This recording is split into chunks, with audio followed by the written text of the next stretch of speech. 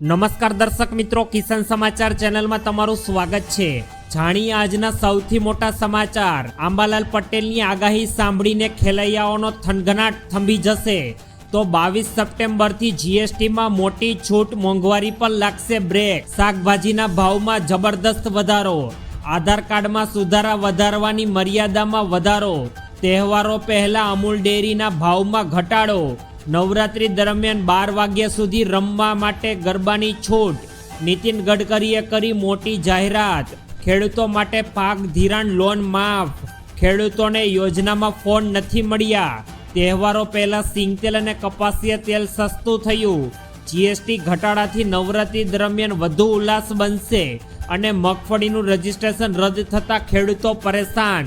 આ તમામ નાના મોટા મહત્વપૂર્ણ સમાચાર જાણીએ તે પહેલા મિત્રો, કિસાન સમાચાર ચેનલમાં નવા છો તો ચેનલને સબસ્ક્રાઇબ કરીને વિડીયો લાઈક કરી દેજો।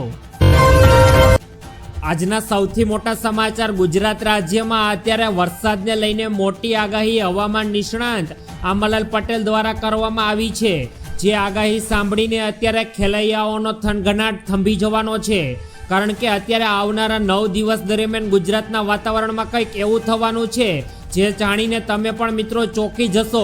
નવરાત્રીના દિવસો નજદીક આવી ગયા છે ને આજે પહેલા નોરતા દરમિયાન વરસાદને લઈને ખેલૈયાઓની ચિંતા વધારી દીધી છે। ખાસ કરીને હવામાન નિષ્ણાત આંબાલાલ પટેલે અત્યારે નવરાત્રીના 9 દી દરમિયાન વરસાદને લઈને મોટી આગાહી વ્યક્ત કરી છે। તેઓએ આગાહી મુજબ નવરાત્રીમાં ખેલૈયાઓનું વરસાદનું વિઘ્ન નડી શકે તેવી આગાહી કરી। આંબાલાલ પટેલે આગાહી કરી અને 25 સપ્ટેમ્બરથી લઈને 2 ઓગસ્ટ દરમિયાન ગાજવીજ સાથે વરસાદ ખાબકે તેવી આગાહી કરવામાં આવી છે।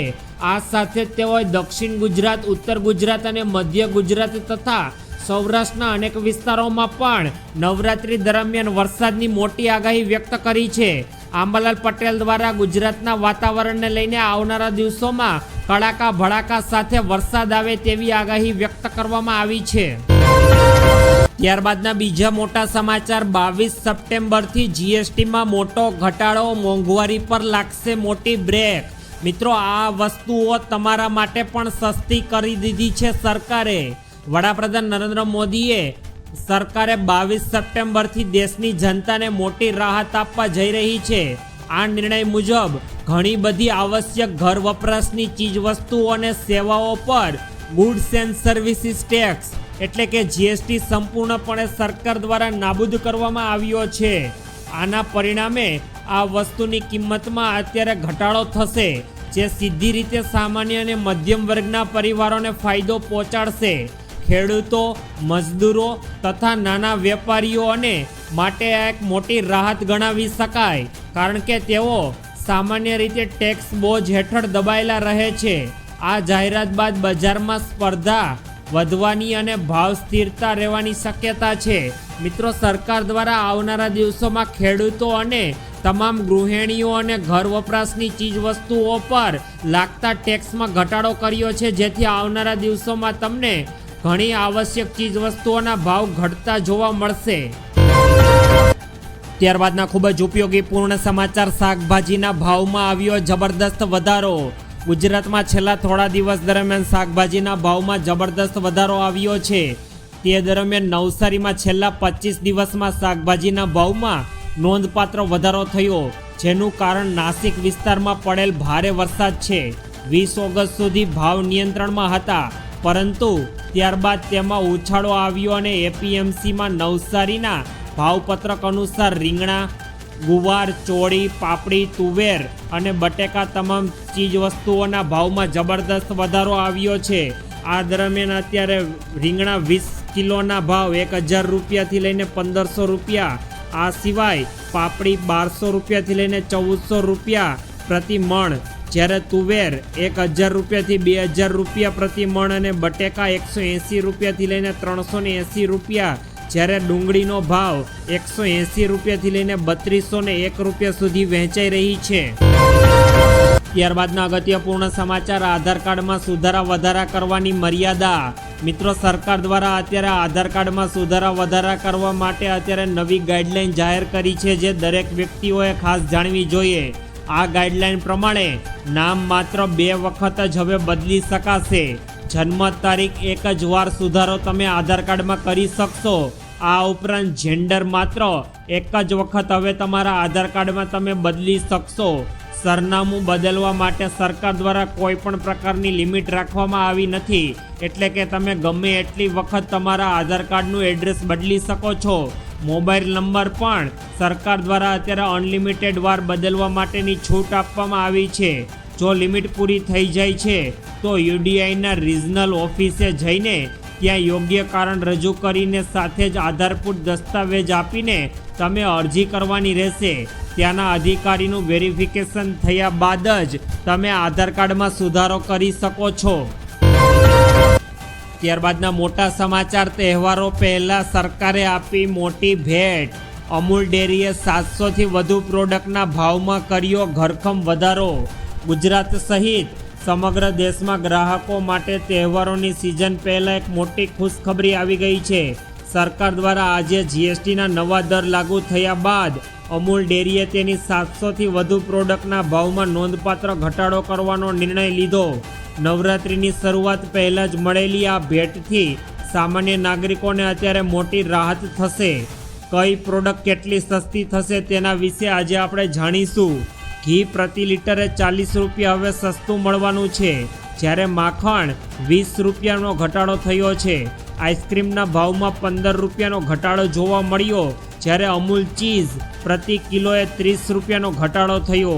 પનીર પ્રતિ કિલોએ 15 રૂપિયાનો ઘટાડો થયો, જ્યારે દૂધ અમૂલ દૂધમાં તાજા દૂધ લિટરે 2 રૂપિયા અને અમૂલ ગોલ્ડમાં 3 રૂપિયાનો ઘટાડો સરકારે કર્યો।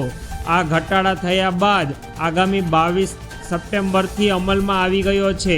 આ નિર્ણય કેન્દ્ર સરકારે જીએસટી સ્લેબમાં કરેલા ફેરફાર બાદ લેવામાં આવ્યો અને અમૂલ ડેરી આ નિર્ણય દર્શાવે છે કે તેઓ ગ્રાહકોને રાહત આપવા માટે અગ્રેસર છે। તહેવારોમાં મોંઘવારીના મારથી સહન કરી રહેલા પરિવારો માટે આ એક મોટી રાહત બનશે। ત્યારબાદના અગત્યપૂર્ણ સમાચાર। નવરાત્રી દરમિયાન 12 વાગ્યા સુધી જ રમી શકાશે ગરબા। અમદાવાદ શહેરમાં નવરાત્રી દરમિયાન અત્યારે તહેવારોની પૂરેપૂરી તૈયારીઓ ચાલી રહી છે। આ તૈયારી દરમિયાન અમુક ભાગોમાં સીસીટીવી કેમેરા દ્વારા મોનિટરિંગ સરકાર દ્વારા કરવામાં આવશે તથા 112 ઇમરજન્સી સર્વિસના માધ્યમથી પીસીઆર તંત્ર ઝડપથી ઘટના સ્થળે પહોંચશે। નવરાત્રી દરમિયાન ગરબા 12 વાગ્યા સુધી જ ચાલશે તથા સી ટીમની મહિલા પોલીસ અધિકારી ગરબાના ડ્રેસમાં હાજર રહેશે, તેમજ સભ્યને સુરક્ષિત રીતે વાતાવરણ પણ પૂરું પાડવામાં આવશે। આ અંગે અમદાવાદ પોલીસ દ્વારા પ્રેસ કોન્ફરન્સ કરીને માહિતી આપવામાં આવી છે અને કહેવામાં આવ્યું છે કે અમદાવાદમાં રાત્રિના 12 વાગ્યા સુધી જ ગરબા રમવા માટેની સરકાર દ્વારા છૂટ આપવામાં આવશે। ત્યારબાદ ફરજિયાતપણે ગરબા બંધ કરવામાં આવશે। ત્યારબાદના અગત્યપૂર્ણ સમાચાર। નીતિન ગડકરીએ કરી મિત્રો મોટી જાહેરાત।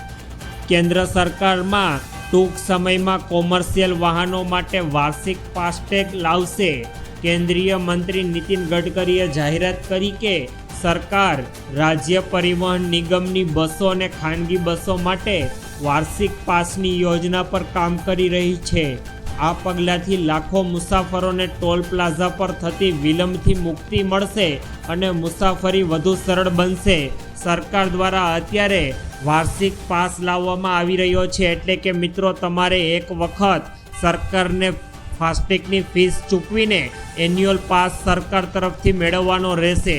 ત્યારબાદ તમારે કોઈ પણ ટોલ પ્લાઝા પર ઊભું રહેવા માટેની જરૂર નહીં પડે, કારણ કે સરકાર દ્વારા કરાવવામાં આવેલો પાસ દ્વારા ઓટોમેટિક જીપીએસની મદદથી તમારો ફાસ્ટેગ તમારા ખાતામાંથી કટ કરી લેવામાં આવશે।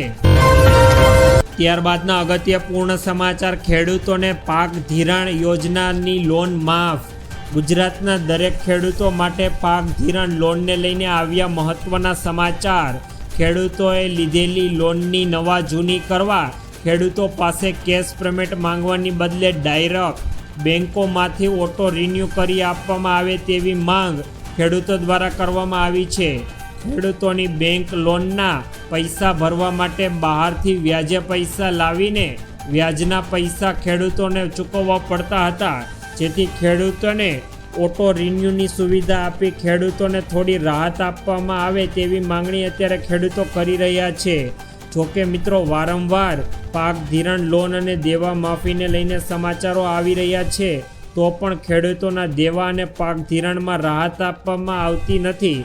મિત્રો અત્યારે મોંઘા બિયારણો અને કમોસમી માવઠાનો માર અત્યારે ખેડૂતોને જોવો પડે છે.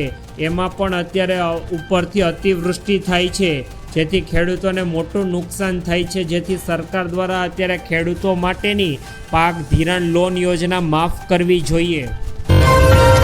ત્યારબાદના સૌથી અગત્યપૂર્ણ સમાચાર, ખેડૂતોને યોજનાના ફોન હજુ પણ નથી મળ્યા. સરકાર દ્વારા ખેડૂતોને મફતમાં સ્માર્ટફોન ખરીદવા પર 6,000 રૂપિયા સુધીની સહાયની ચૂકવણી કરવામાં આવતી હતી, પરંતુ અત્યારે નવરાત્રિના દિવસો નજદીક આવતા જાય છે તેમે વરસાદની ખેલૈયાઓની ચિંતા વધારી છે. ખાસ તો અત્યારે સરકાર દ્વારા અત્યારે ખેડૂતોને સ્માર્ટફોનની ખરીદી કરવા માટે 6,000 રૂપિયાની સહાયની ચૂકવણી કરવામાં આવશે તેવી અત્યારે જાણકારી આપવામાં આવી હતી, પરંતુ સરકાર દ્વારા હજુ કોઈ પણ ખેડૂતોને સ્માર્ટફોન ખરીદવા પર 6,000 રૂપિયા સહાય તેમના બેંક એકાઉન્ટમાં જમા થઈ નથી. સરકાર દ્વારા અત્યારે ખેડૂતો માટે મફત સ્માર્ટફોન યોજના ચલાવવામાં આવી રહી છે, જેથી ગામડાના ખેડૂતો ખેતીની દરેક માહિતી તેઓના મોબાઈલ પરથી મેળવી શકે. ત્યારબાદના મોટા સમાચાર, તહેવારો પહેલાં સિંગતેલ અને કપાસિયા તેલ થયું સસ્તું. રાજકોટમાં આજે ખુલતા બજારે સિંગતેલ, કપાસિયા તેલ અને પામ તેલના ભાવમાં ઘટાડો નોંધાયો. સિંગતેલમાં 15 રૂપિયા, જ્યારે કપાસિયાના તેલમાં 20 રૂપિયા અને પામ તેલમાં 10 રૂપિયાનો ઘટાડો થયો. મગફળી અને કપાસના વધારે ઉત્પાદન થતાં સરકાર દ્વારા કસ્ટમ ડ્યુટી ઘટાડવાના પગલેથી ખાદ્ય તેલના ભાવમાં ઘટાડો થયો છે. કેન્દ્ર સરકારે ક્રૂડ, પામ, સોયાબીન અને સૂર્યમુખી તેલ પર ડ્યુટી 20% ઘટાડીને 10% કરી દીધી છે, જેથી આવનારા દિવસોમાં અત્યારે ક્રૂડ ઓઇલની સાથે સાથે અત્યારે સિંગતેલ, કપાસિયા તેલ અને પામ તેલના ભાવમાં પણ આવનારા દિવસોમાં તમને રાહત મળી શકે તેમ છે.